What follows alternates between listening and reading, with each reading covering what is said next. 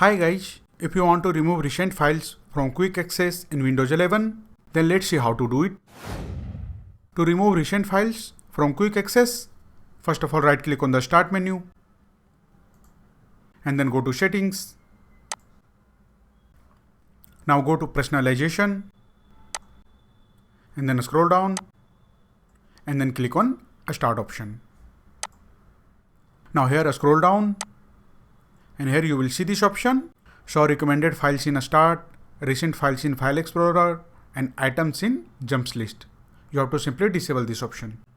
So simply turn it off, and once you turn off this option, the recent files from Quick Access will be removed, and from now on you will be not able to see any recent files in the Quick Access in File Explorer. So let's check it out.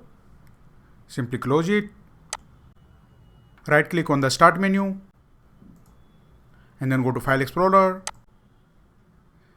and then go to Home, and now you can see under the Quick Access there are no recent files and there is no recent section.